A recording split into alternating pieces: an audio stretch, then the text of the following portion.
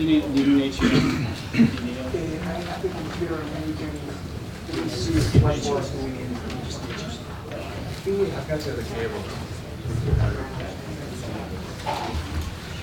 Nico, are you good if I start while you're getting things connected? Be distracted.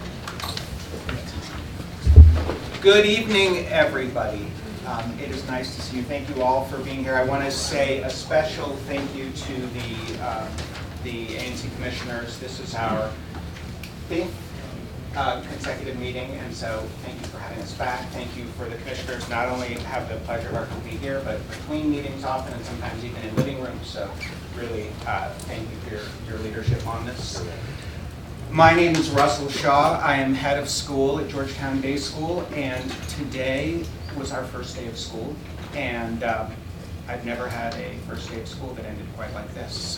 This is unusual. I have never been through a PUD process before, a zoning process before, and so I want to begin by acknowledging the expertise that the school has engaged to help us in navigating this process. So we have here Phil Fiola, who is zoning counsel for the school, Phil Esikoff, who is our architect, Britt Snyder, who is with JBG, the retail, residential, or development consultants who've been working with us. Our traffic consultants, Dan and Rob, are in the back from Grove Slade. We have Claire Block, who is here from DC Strategy Group and who has been helping us with the PUD process. And then finally, from GDS, I want to acknowledge Rael Rosner, who's our Director of Finance and Operations, Lucretia Rosolio, who chairs for our board the Master Planning Committee, and Brad Boat, who is our board chair. So lots of folks here, and I know we're going to have lots of questions, we have conversation, different people who can help me with all of the answers. So 15 months ago, GDS purchased the Tenley Town Safeway and the Martin's Volvo dealership. And our goal in doing this was, number one, to unify our two campuses. We currently have a campus right across the street from the Safeway on Davenport Street, and we have our lower middle school campus down on MacArthur Boulevard. So the goal was to unify the two campuses and to create a retail residential development along Wisconsin Avenue. GDS is part of the community, and we believe both that development along Wisconsin can help to revitalize or add vibrancy to the Tenley Town corridor, and also would be a source of revenue that could support the mission of the school in terms of financial aid. So that is, that's the sort of overarching reason that we are here talking to you tonight. We've been part of this community for decades. We look forward to remaining part of the community for decades, and so whatever happens on these sites, we know is incredibly important to the folks in this room, and it's incredibly important to GDS as well as part of this community. I'm going to begin tonight by talking about traffic. We have heard a range of perspectives on things like building height, retail, building design. We have not heard such a range of perspectives on traffic. We have heard a fairly uniform message from the community on traffic. And in fact, the commissioners have really challenged GDS to be creative and ambitious with our traffic management plans. They have set a goal for us to bring no new cars to the campus with the consolidation of the two schools.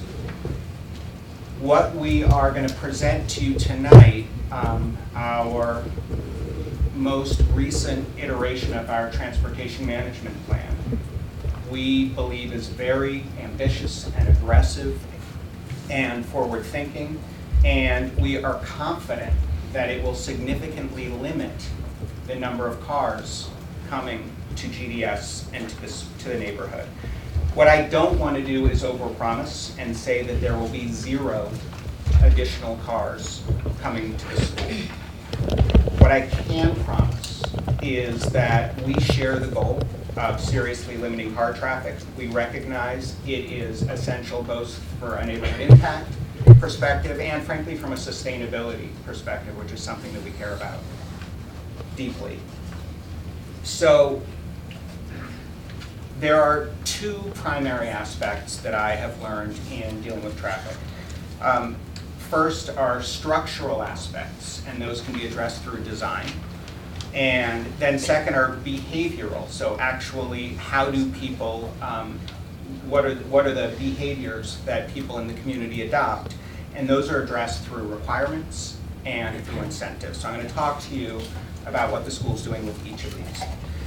So starting with structural and actual changes to our campus, we currently have 1 entrance to our high school campus on Davenport. In the new campus, we are proposing 3 entrances. The existing Davenport entrance, I'll show them here. So the existing Davenport entrance, and also entrances on River and up here on Ellicott. All of these will lead to a large below-grade garage, which is being designed both as a parking structure and also as our primary location for all of our drop-off and pickup. And the new design will ensure that there's going to be no queuing on neighborhood streets, no parking on neighborhood streets, and that school buses and cars that come to campus will be distributed among these 3 entrances and exits, therefore causing no adverse impact to the street grid. This design also remedies some existing issues of traffic going all the way around the block, depending on where it's coming from, in order to get into the school. I won't go into it, but there are also structural pieces such as a bike garage within this underground structure, a bike maintenance facility to support biking, electronic boards that'll be in the lobby of the school that share metro times, bus times, etc. So there are a number of other structural components as well. Next, I want to move to the behavioral piece and procedural piece. One of the things that we have come to understand and really embrace through this process is that how we manage our traffic is not merely about convenience for the school and the neighborhood. It's also a chance to reflect and live our mission, and frankly to be part of our education as a school that is mission driven and is concerned with sustainability. We've been around for about 70 years, and in the education world, GDS is known as being a leader on social issues. And I think we can agree that sustainability is one of the flashpoint issues, the critical flashpoint issues for our generation and frankly for the children who are coming up and inheriting a world that needs leadership around this work. In the context of this master planning process and looking ahead to future generations of families at our school, it is essential that this is the lens that we use, the sustainability lens. So our traffic management plan is built on, to that end, 4 key strategies. We are going to be sharing with our community that there will be 4 ways that families can get to GDS. School busing, public transportation, walking and biking, and carpool. And before the start of each school year, families and staff will select from these modes as their primary means of getting to campus. To make this work will require education in our community. It will require some cultural shifts.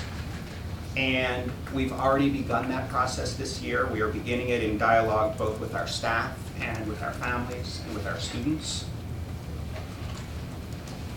We are confident that by the time, and again at the earliest, we are looking at a unified campus in about 5 years.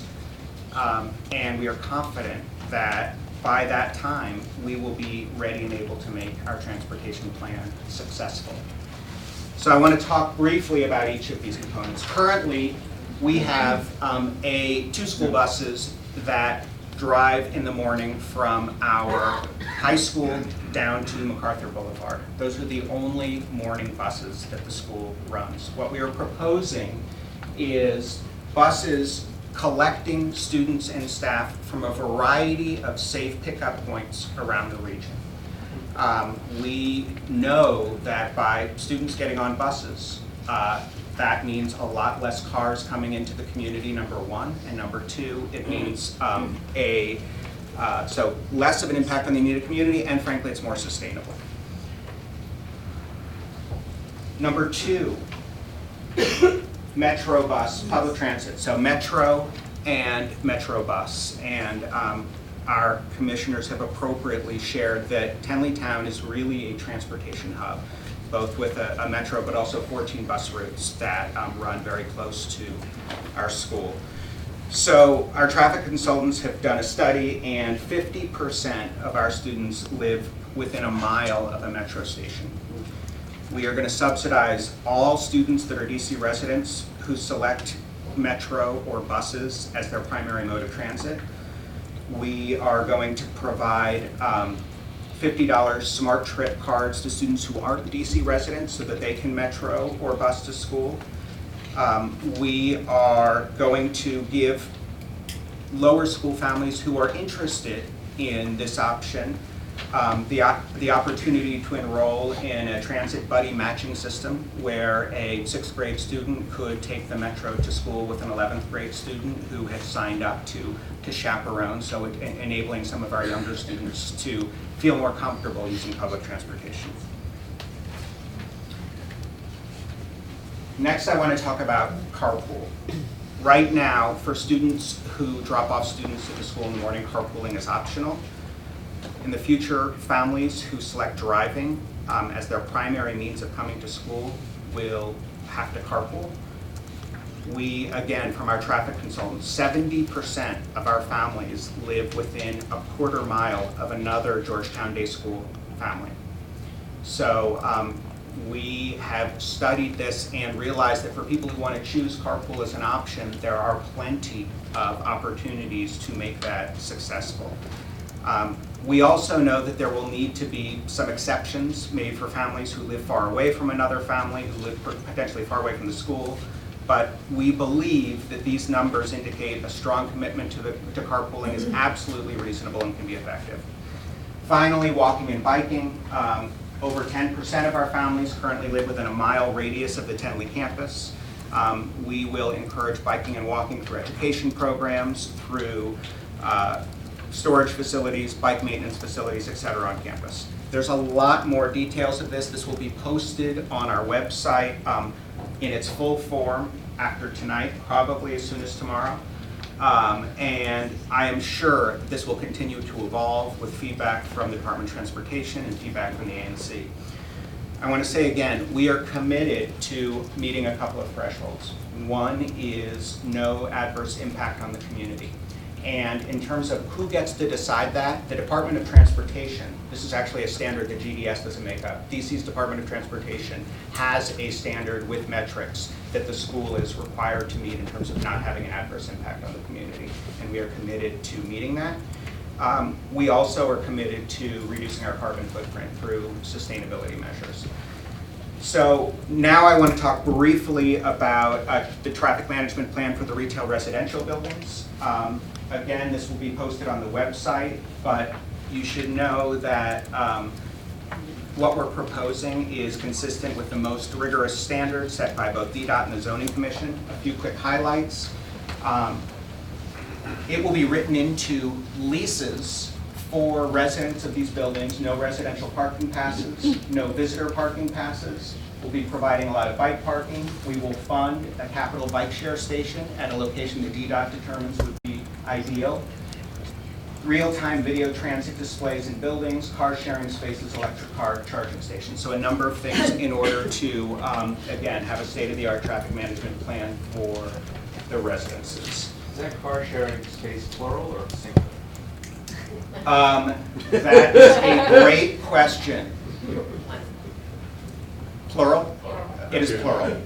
Thank you. Car sharing spaces. Thank you. Okay, parking. I am also aware parking is of concern to the community. In the retail buildings, there will be one space for every 2 apartments, which is at the high end of DDOT's parking requirement, and there will be 45 spaces available for the retail. Again, this is at the high end of DDOT's parking requirements. We are planning to build a parking lot under the proposed new school building. It'll connect underground to our existing lot, which is under our soccer field, abutting River Road. Parking will be for staff, for approved student drivers and visitors, and for buses. The lot will not only, and this is important, be for parking, it is, again, for all of our circulation, student drop-off and pickup, so that takes place underground. There will be room for 180 cars in the new lot. On a typical school day, we will not need near that much parking, as it'll be used for circulation, as I already shared. However, if we have an open house, if we have a community event, we want to have ample parking for folks for those events. I'll answer traffic questions and parking questions later in the evening. I want to turn it over to Phil now to talk about architecture.